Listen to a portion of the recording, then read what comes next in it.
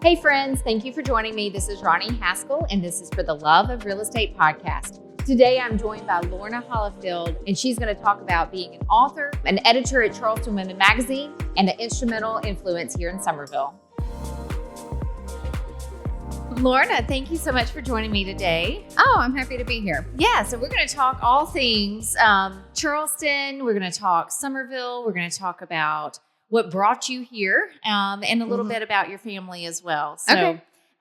Let's dive right in and talk. First and foremost, I know that you've been instrumental with getting supplies up. You're originally from Asheville, North Carolina, where we recently had a disaster strike. Yeah. Tell us a bit about how your family is and just what you know about that area. It was, first of all, it was shocking because I remember growing up, it might have been Hurricane, I believe Floyd in the 90s, kind of came a little inland. We had a little flooding. There were a few trees down and, once every 20 years or something like that happens. But by the time the hurricane gets there, there's no eye. It's like, it's a bad storm. And, we get the chainsaws and chop the trees and then you go on with your life. Like it's not a thing. And I think that that's what they thought this would be because nothing like this has ever happened in Asheville. There was a great flood in 1916, but it was, which people still, like elderly people will say, oh, my parents told me about that and it was so bad. But that was nowhere even close to the scale of what Helene did. And so it really took people off guard. And there's not really the infrastructure there to deal with a hurricane. They don't have the systems that we have here to deal with that amount of water or wind. And then also you have to think about there's hills everywhere. We don't have landslides or mudslides here when we have hurricanes. And literally just the sides of mountains were sloughing off. And so people were just buried under debris, homes, businesses. It was really scary. The only person that we could get in touch with at first was my brother because he was like south of Asheville in one of the least impacted areas. And he drove through like debris and back roads to get like cell service an hour and a half out. And we couldn't get a hold or get to anyone else for about, 48 hours. My mom, I found out, was stuck in a hotel by work with no food, no water. Her credit card didn't work.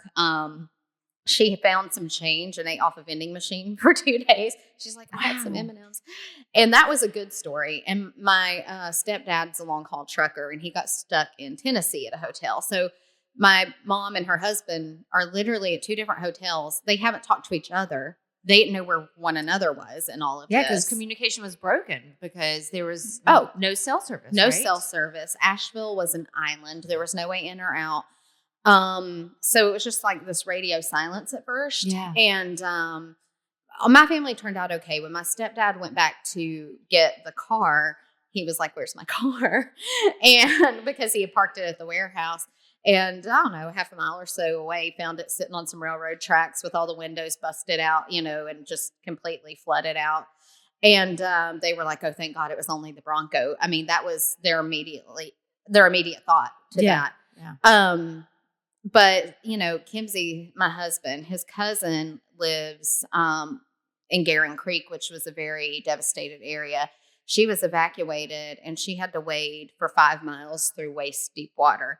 And when she was like returning to her house to try to see if anything was salvageable, like a week and a half later, she passed 3 people who did not make it that were still not they were stuck in trees. And the thing that impacted me the most, she said their clothes had been ripped from their bodies. And when you think about the dignity that just takes from you and how strong those waters were to rip people's clothing off of their bodies, then it really gives you a kind of a glimpse at what that was.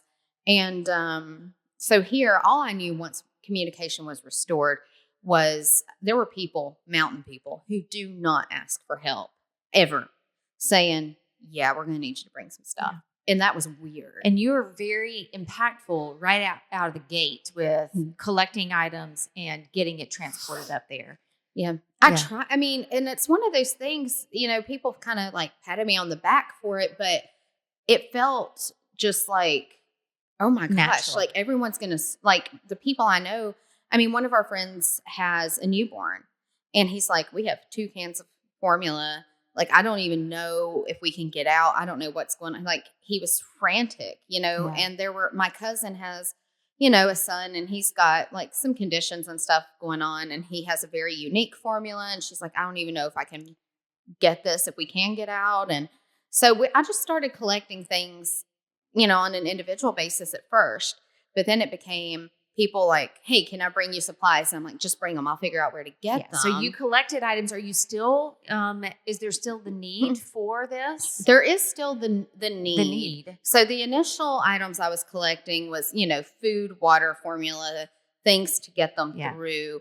And then someone I'm in JSL with, which is Junior Service League of Summerville, connected me with Katie Arrington. And then she was connected to all these pilots who were with, Operation Airdrop. And so we got most of that stuff up there. I was able to kind of partner with them. Yes. But now it's more like, which this is awesome. I want to give Ben Doss a shout out. He's a local firefighter.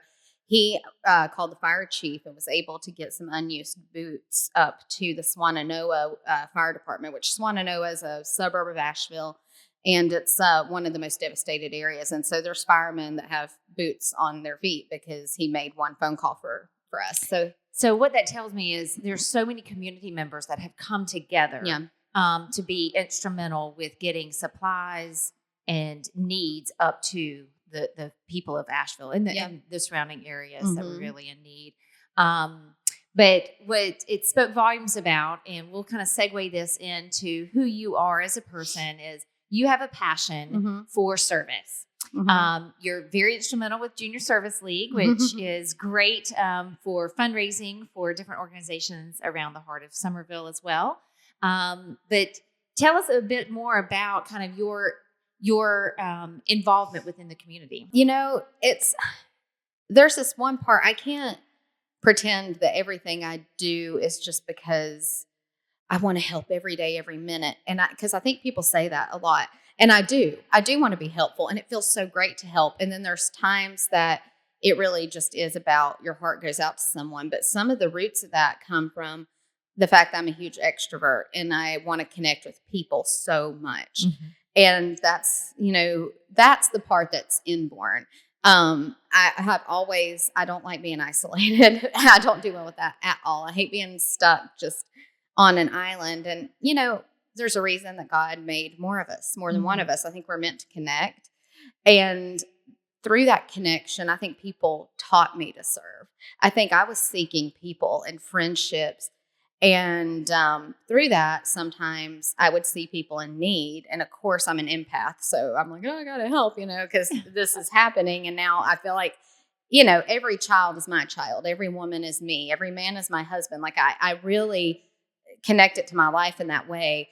But people have really taught me, other women largely have taught me, just start doing it. Like I used to kind of freeze and be like, I don't know where to send this. I don't know where to, just start doing it and somebody will show up. It was Heidi Gordon in Junior Service League who said, hey, you can get all these supplies you have on a plane, because we were getting overwhelmed. And I'm like, oh my gosh, we're going to have to take like 9 trips. Like, how am I going to get this up there? I don't even know who needs all this now. But I learned just start moving and you will find your route. Path. Yes. Yeah. And it's okay sometimes to follow other women if, and I struggle being a follower. I'm very intuitive and I'm very much a leader and just kind of do what I want to do. But I've learned through service to follow other women, especially. Yeah. Yeah. So tell us, you are a servant by heart. You are a mom. You are a wife. You are a lot of things to a lot of people. Let's talk about Lorna Hollifield as a writer, as an editor. You have a passion for telling a story, that's for sure. So let's talk about that. How did you, what led you to wanting to be the editor of Charleston Women Magazine, which is all about women and entrepreneurs and how to connect, bring that connectivity back kind of full circle through the magazine? Well, I said I don't love being on an island. And sometimes being a novelist can be very lonely. And a lot of writers are introverts. I'm a hugely extroverted author. And so I love the writing part, because when I'm there and like my characters are with me, I don't feel alone. But then when I wrap up a project, I'm lonely again.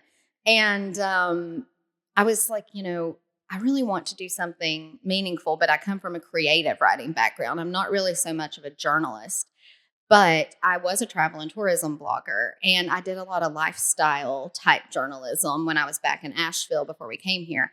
And I like lifestyle a lot, and I like women, and I like writing about what they're up to. And I was actually at Low Country Live in the green room to, I believe, chat and promote one of my books. And I saw Charleston Women in Business is what it was originally called, just sitting on the coffee table.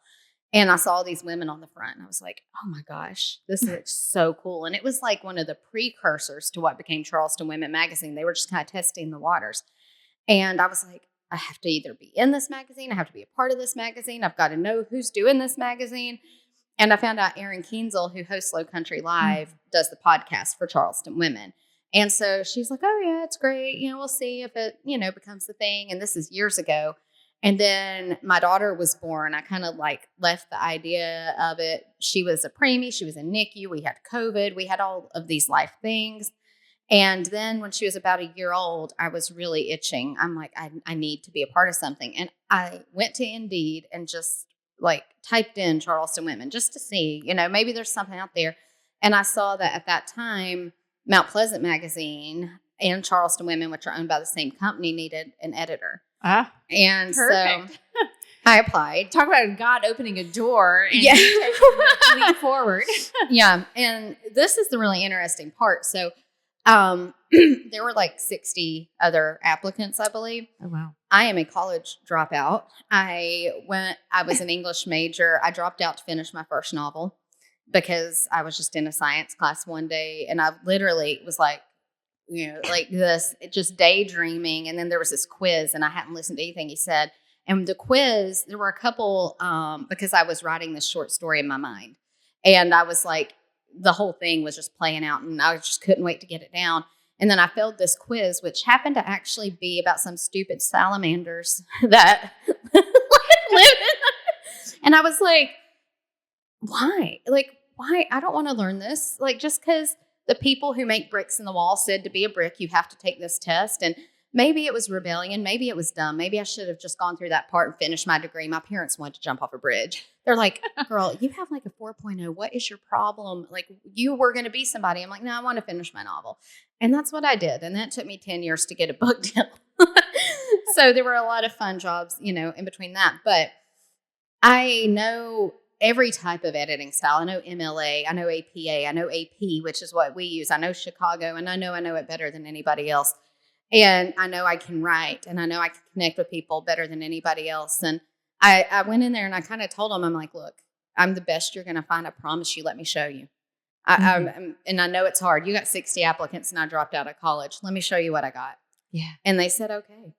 And that's they took a leap of faith on you. Yeah. And it has created, I've got one of the magazines right here, Charleston Women. This was back summer this year. Y'all have already come out with the fall, winter for the year. Well, the fall is out. I guess winter will be in January. You have 4. So it always, So winter actually will be out at the end of this month and take us through winter. It's kind of all done ahead, but we are quarterly. Yes. So y'all are quarterly. I personally advertise in it because I think that it is a wonderful magazine to highlight women. I lead an all-women real estate professional team here at Keller Williams. I love seeing other women succeed in business, and I love mentoring and coaching them to find that next level of opportunity. And that's what y'all are creating. You're curating this magazine because you talked about it. And it is in business, but it is more than just business. And so you've taken that Charleston Women in Business out of it. So now it's just Charleston Women, right?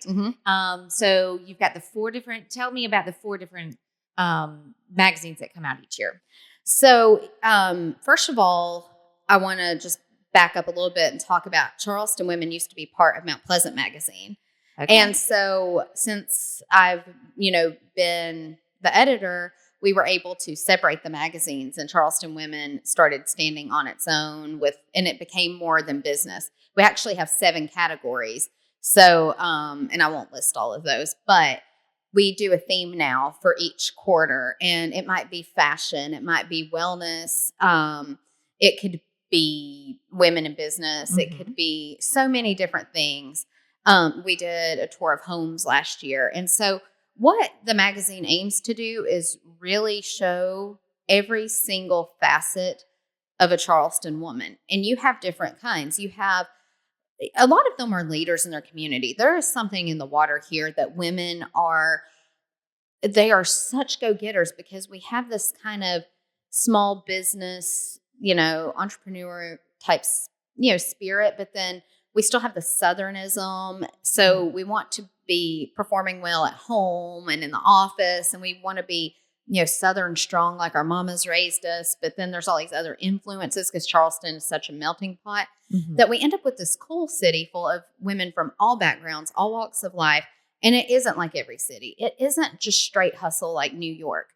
It isn't just, slow and like, let's have our mint juleps on the porch, but it is just not every day. Yes. And so there's moments of some days like that, right? Yes. And we have found a way to mix that, and it's just unique. Everything that is Charleston has always been unique. There's got to be something in the rivers, I don't know, that we're getting on us because it's something about this area. It is. Yeah. It is. And it's a fun magazine, great storytelling through it, great highlights of different people and different avenues. And because we are a melting pot, y'all, under your leadership have done a great job of pulling together kind of a blend to highlight different women. So it's been fun for me to be a part of it. Yeah. And y'all have fabulous, for any of those that are a part of the magazine, whether you're writing for it or if you're advertising in it, you pull together little networking events for us to be able to do, and y'all just do a great job. So thank you for telling us more about Charleston. Thank you. Charleston Women and allowing me to be a part of You're that. a wonderful part of it. You were our shining star on top of our little pyramid of women there on the front cover. Yeah. Well, it's been a fun venture with you ladies. Let's talk about, you've got a new book tell me about your book that has come out here recently. Okay. Well, I have one coming out in March. Okay. So I have 2 on the shelf already, Tobacco Sun and The Ocean at Night. Tobacco Sun came out in 2017. The Ocean at Night came out in 2020, which that was big fun, COVID and pregnancy and, all of that. But Bright Little Girls was picked up by a little bit of a larger label. So I'm really excited about what my new novel can do. And it's very, very different than anything I've ever written. It's quirky. It's a little racy. It's bizarre. It is about a girl who is navigating mental illness. She's trying to overcome severe OCD while coping with this really brutal murder of someone close to her. And so there's a little bit of that suspense element. I want to call it elevated suspense because it's not straight thriller, because it's really a character study of the main character coming of age. I love coming of age because doesn't everything happen from the time we're 13 to 18? It's like nothing happened at all, but everything happened. That's so true. And I really like to kind of go back and talk about those periods and connect them to today, because we're all, I think, still so affected, by that time in our life. And we remember things boys said to us, and we remember things our parents said to us, and things we wanted so badly, and that seems so far away, and the ways we've changed, and it just makes us who we become, whether we're running toward it or away from it. And that's really what this book is about. But this girl, she also gets this wild hair to go audition to be a Dallas Cowboys cheerleader in the middle of this, but she's a writer. And this is loosely based on a whim I had, which I have OCD. I'm very open about that. I've struggled with OCD for a really long time. Well, probably my entire life, but I just didn't know about it too much later. And a lot of the anxieties I have are kind of related to that. People think OCD means like, oh, you like wash your hands a lot or your shoes have to be lined up. No, It's like more if you line up your shoes because you've created some rule in your head that if they're not lined up perfectly, everyone you know is going to die. That's more OCD. The things you do are to try to create these little bits of control in your life. Like if I do this, that means this. So you can just kind of move on with your day. But it gets so wildly worse than that, and it's just difficult. So I wanted to kind of expose that and I hate when people say, let's normalize. But let's normalize talking about stuff like that because that's the parts that people hide about themselves. And I've tried to get more open about it because in 2012, I had such bad anxiety and I didn't understand it all the way yet. And I mean, I quit my job. I was getting to the point I want to leave my house. And this is a huge extrovert. If I hadn't had a support system, I really don't know how that would have turned out for me. It was horrible.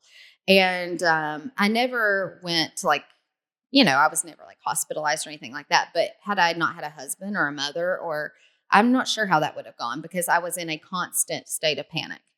And I felt trapped in my own mind. I did not know how to fix this yet. Mm-hmm. And the best thing you learn is you don't fix it. You just kind of let it be. There's your little friend and go on with your life. But that's easier said than done.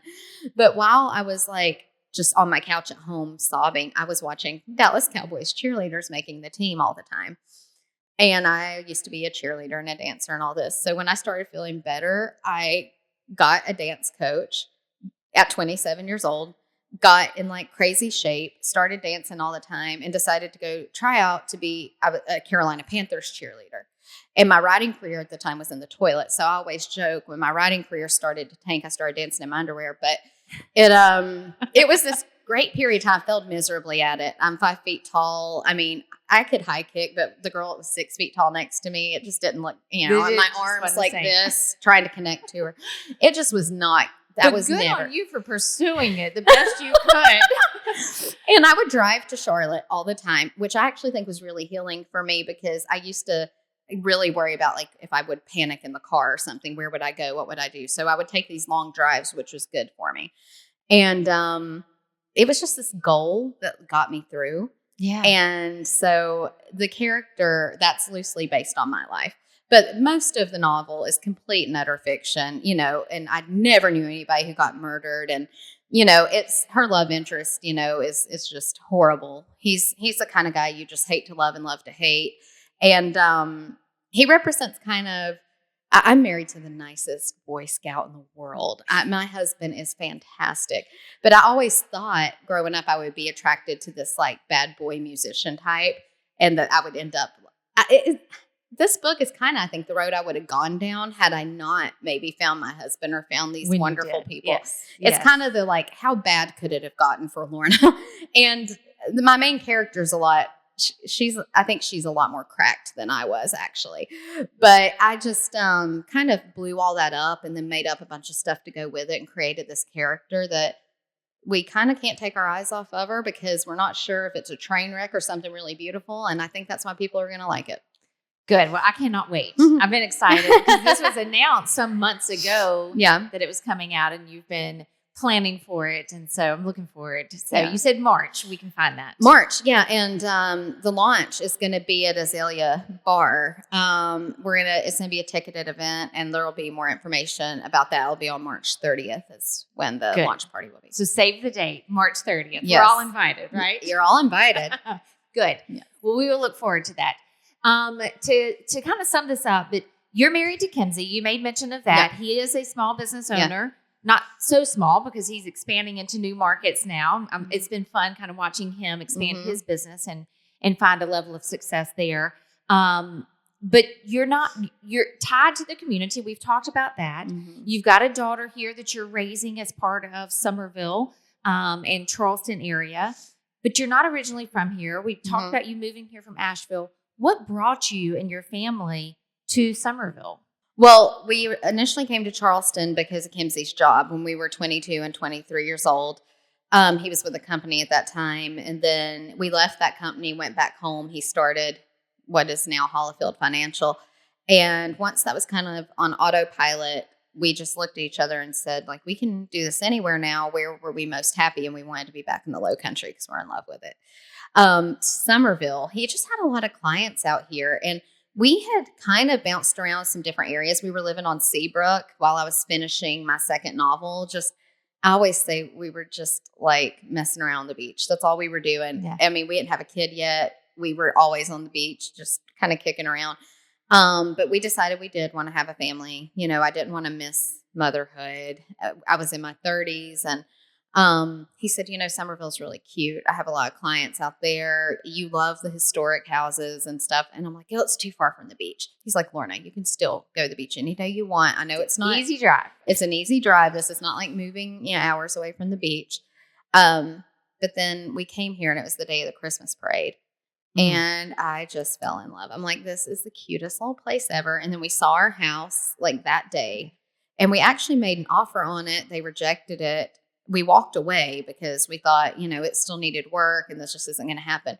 And it came back on the market. Like, it showed back up 3 months later. And then they did. You pursued it. We pursued it. Well, I've been in your house, and I can personally state you have done a fantastic job of renovating it. You have taken an old home and really given it a fresh new look. So my belief is that you deserve to love where you live, and that means your home. And it also means outside of those four walls and into a community that we all can share a passion and a servanthood to. So you are an instrumental part of Summerville. So thank you for joining me today. Thank you. I'm so proud to know you and to be a part of your world and call you a friend. Oh, me too. So much. Truly. Thank you for joining us today. I'm Roni Haskell, and this is for the Love of Real Estate podcast. If you're interested in buying, selling, or investing in the Lowcountry, reach out. Let's talk.